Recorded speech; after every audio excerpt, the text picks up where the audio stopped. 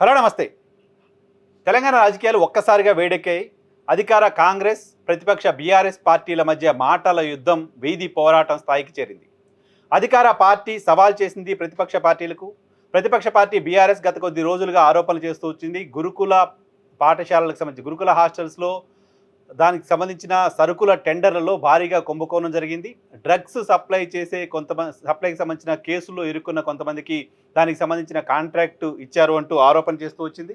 ఆ ఆరోపణలని గురుకుల వ్యవహారాలు గతంలో చూసిన మాజీ ఐపీఎస్ అధికారి ప్రవీణ్ కుమార్ చేస్తూ వచ్చారు. బీఆర్ఎస్ పార్టీకి సంబంధించిన ముఖ్య నేత హరీష్ రావు కూడా అదే ఆరోపణలు చేస్తూ వచ్చారు. అసలు మేము టెండర్లు పిలిచిందే 600 కోట్లకి, అసలు మేము టెండర్లు పిలిచిందే 1200 కోట్లకి, 2000 కోట్ల రూపాయలు కుంభకోణం ఏ రకంగా జరుగుతుంది అంటూ ఆ శాఖ మంత్రి అడ్లూరి లక్ష్మణ్ కుమార్ మాట్లాడడం చూసాం. ఆయనే టెండర్లు 600 కోట్లకు పిలిచామని ఒకసారి, 1200 కోట్లకు పిలిచామని ఒకసారి చెప్పడం చూసాం. 2000 కోట్ల రూపాయలు దీనిలో కుంభకోణం జరిగింది అంటూ బీఆర్ఎస్ పార్టీ ఆరోపణ చేయడం చూసాం. అలాగే అప్పుల అంశానికి సంబంధించి కూడా గతంలో 10 ఏళ్ల పాటు 9.5 ఏళ్ల పాటు తెలంగాణ రాష్ట్రాన్ని పరిపాలించిన బీఆర్ఎస్ పార్టీ హయాంలో మొత్తం 3 లక్షల కోట్ల రూపాయలు మాత్రమే అప్పు జరిగింది మొత్తం టెన్యూర్లో. అంతకుముందున్న 60,000 కోట్ల రూపాయల అప్పుతో కలిపితే 3.5 లక్షల కోట్ల రూపాయలు మాత్రమే అప్పు ఉంది. కాంగ్రెస్ సర్కార్ వచ్చిన తర్వాత ఈ 2 ఏళ్లలోనే 3 లక్షల కోట్ల రూపాయలు దాదాపుగా అప్పు చేసింది అంటూ బీఆర్ఎస్ పార్టీ ఆరోపణ చేస్తూ వచ్చింది.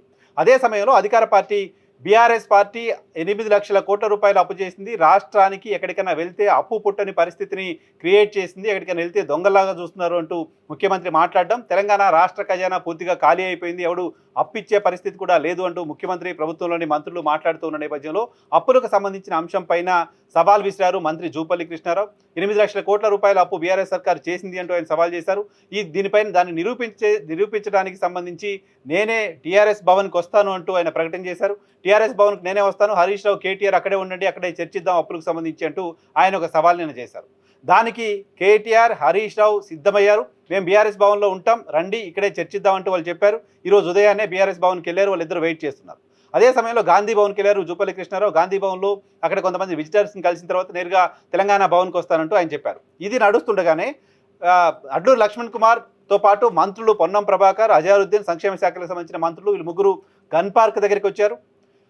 ప్రెస్ క్లబ్కి రమ్మని ప్రవీణ్ కుమార్ సవాల్ చేశారు. ప్రెస్ క్లబ్కి వస్తే గురుకుల టెండర్లలో జరిగిన అవకతవకలు ఏంటో, అవినీతి ఏంటో నిరూపిస్తానంటూ ప్రవీణ్ కుమార్ చెప్పారు. కానీ గన్ పార్క్ దగ్గరికి రావాలి, అమరవీరుల స్తూపం దగ్గర చర్చిద్దామంటూ మంత్రులు చెప్పారు. మంత్రులు అక్కడికి వచ్చి కూర్చున్నారు. ఇక్కడికి రావాలంటూ బీఆర్ఎస్ పార్టీని కోరారు. కేవలం ప్రవీణ్ కుమార్ వస్తే సరిపోదు, ప్రవీణ్ కుమార్ ఒక ప్రజాప్రతినిధి కాదు, లేదా ఒక మాజీ మంత్రి కాదు, గత ప్రభుత్వంలో పనిచేసిన వ్యక్తి కాదు.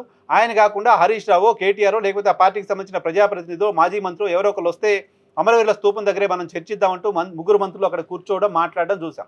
ఈ విషయం తెలిసిన తర్వాత బీఆర్ఎస్ భవన్లో మంత్రి జూపల్లి కృష్ణారావు కోసం వెయిట్ చేస్తున్న మాజీ మంత్రి హరీష్ రావు అక్కడ నుంచి గన్ పార్క్ బయలుదేరారు. గన్ పార్క్కి హరీష్ రావు బయలుదేరిన తర్వాత ఆయన్ను బీఆర్ఎస్ భవన్ దగ్గర నుంచి బయటికి రాకుండా పోలీసులు ఆపారు. కారు దిగి నడుచుకుంటూ గన్ పార్క్ దగ్గరికి వెళ్తాను, అక్కడ మంత్రులు వెయిట్ చేస్తున్నారు అంటూ హరీష్ రావు వెళ్ళే ప్రయత్నం చేస్తే ఆయన నడుచుకుంటూ కూడా వెళ్ళే ప్రయత్నం లేకుండా ఆయన అక్కడ అరెస్ట్ చేసి పోలీస్ స్టేషన్కి తరలించారు. అదే సమయంలో హరీష్ రావు అక్కడ నుంచే ముగ్గురు మంత్రులతో ఫోన్లో మాట్లాడే ప్రయత్నం చేశారు. ముగ్గురు మంత్రులు కూడా ఫోన్ అటెండ్ చేయలేదు అంటూ మీడియా సాక్షిగా వాళ్ళకు ఫోన్లు చేయడం చూసాం. అదే సమయంలో గాంధీ భవన్ నుంచి బీఆర్ఎస్ భవన్కు రావాల్సిన జూపల్లి కృష్ణారావు బీఆర్ఎస్ భవన్ దగ్గర నుంచి అమరవీరుల స్తూపం దగ్గరికి హరీష్ రావు వస్తున్నాడంట. నేను అమరవీరుల స్తూపం దగ్గరికి వస్తాను, అక్కడే చర్చిస్తాను అంటూ చెప్పడం, ఆ తర్వాత ఆయన అమరవీరుల స్తూపం దగ్గరికి కూడా రాకుండా వెళ్ళి సిఎల్పిలో కూర్చోవడం చూసాం. సో మంత్రులు సవాలు చేయడం, ప్రతిపక్ష పార్టీ ఆ సవాల్ని స్వీకరించడం, మంత్రులు ఎక్కడికంటే అక్కడికి మేము వస్తామని చెప్పడం, ఆ తర్వాత మంత్రులు అక్కడికి రాకుండా ఉండడం, అంతేకాదు అక్కడికి బయలుదేరిన బీఆర్ఎస్ పార్టీకి సంబంధించిన నేతలు కేటీఆర్, హరీష్లను అడ్డుకోవడం, పోలీసుల ద్వారా అరెస్టులు చేయడం, ఇవన్నీ కూడా బీఆర్ఎస్ పార్టీకి సంబంధించిన గ్రాఫ్ని కాంగ్రెస్ పార్టీ పెంచింది అనే ఒక ఇంప్రెషన్ని కలిగించాయి. జనరల్గా చాలా సందర్భాల్లో రాజకీయ సవాళ్ళు చేసిన సందర్భంగా వాళ్ళు ఎవరు సవాల్ చేస్తారు కానీ సవాల్కి అవతల రావాలని కోరుకోరు. అటువంటి కండిషన్స్ పెడతారు. అప్పులెన్నో నిరూపిస్తాం, కేసీఆర్ని రమ్మనండి అంటే కేసీఆర్ వచ్చే పరిస్థితి ఉండదు కాబట్టి అటువంటి సవాళ్ళుగానే మిగిలిపోతాయి. కానీ కేటీఆర్, హరీష్ రావుని రమ్మని వీళ్ళు కోరారు. వాళ్ళు కోరడం మాత్రమే, టీఆర్ఎస్ భవన్కే నేను వస్తానంటూ మంత్రి చెప్పారు. దానికి రెడీ అయ్యి వాళ్ళు కూర్చున్నారు. మంత్రి రాలేదు. మంత్రి రాకపోగా మాజీ మంత్రులే మంత్రి దగ్గరికి బయలుదేరితే పోలీసులు ఆపారు. ఈ సందర్భంగా మంత్రి అడ్లూరు లక్ష్మణ్ కుమార్ అంటున్నారు, పోలీసులు ఎవరో అరెస్ట్ చేస్తే మాకేంటి సంబంధం అని. అత్యంత హాస్యాస్పదమైన స్టేట్మెంట్ అది. ప్రభుత్వంలో ఉన్న మంత్రులు పోలీసులు ఎవరో అరెస్ట్ చేస్తే మాకేంటి సంబంధం అనే మాట మాట్లాడితే మంత్రులే సవాలు చేసి పారిపోయారు లాంటి ఒక ఇంప్రెషన్కి ఆ స్టేట్మెంట్ బలం చేకూరుస్తోంది.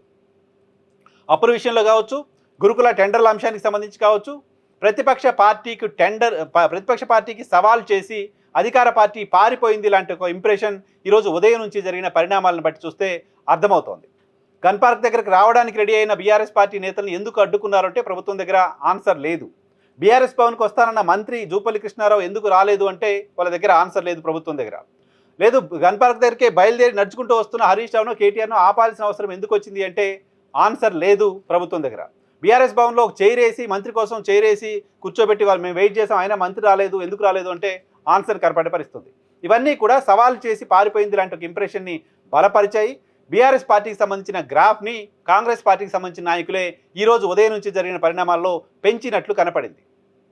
నిజంగా ఏం జరిగిందనే దానిపైన కనీసం వీళ్ళు ఆరోపణలు చేశారు, వాళ్ళు రావట్లేదు కాబట్టి ఆరోపణలు ఇవి, మా సమాధానం ఇది అనేది ఒక పవర్ పాయింట్ ప్రజెంటేషన్ లాగానైనా అధికార పార్టీ చెప్పి ఉంటే ప్రజలకు బాగుండేది. ఈవెన్ సిఎల్పిలోనో లేదా ఒక ప్రాజెక్టు పెట్టి అమరవీరుల స్తూపం దగ్గర ప్రవీణ్ కుమార్ చేసిన ఆరోపణలు ఇవి, హరీష్ రావు చేసిన ఆరోపణలు ఇవి, వాస్తవాలు ఇవి అని ప్రజలకు చెప్పే ప్రయత్నం చేసినా సరిపోయేది. ఒక డాక్యుమెంట్ పట్టుకుని మా దగ్గర ఆధారాలు ఉన్నాయంటూ అక్కడ ప్రభుత్వం మాట్లాడడం చూసాం. ఈవెన్ జూపల్లి కృష్ణారావు కేటీఆర్కి హరీష్ రావుకి సవాల్ చేసి బీఆర్ఎస్ భవన్కి వస్తానని చెప్పి అక్కడికి వెళ్ళని సందర్భంలో గాంధీ భవన్ వేదికగానైనా గడిచిన 9.5 ఏళ్ల కాలంలో వాళ్ళు చేసిన అప్పులు ఎంత, 8.5 లక్షల కోట్ల అప్పులు చేశారా లేదా, 8 లక్షల కోట్ల అప్పులు ఉన్నాయని మేము చెప్పిన మాట ఏ రకంగా నిజం అని కనీసం తెలంగాణ ప్రజలకు చెప్పే ప్రయత్నం చేసి ఉంటే బాగుండేది. అలా చేయకుండా మొత్తం జరిగిన పరిణామంలో ప్రభుత్వం సమాధానం చెప్పకుండా పారిపోవడానికి సాకులు వెతుక్కుంది లాంటి ఒక ఇంప్రెషన్ కనపడింది. తొందరపడి సవాలు చేసి, సమాచారం లేకుండా సవాలు చేసి అనవసరంగా బీఆర్ఎస్ గ్రాఫ్ని మా పార్టీ నాయకులు, మా మంత్రులు పెంచారు అంటూ కాంగ్రెస్ పార్టీలోనే చర్చ జరగడం కనిపిస్తోంది.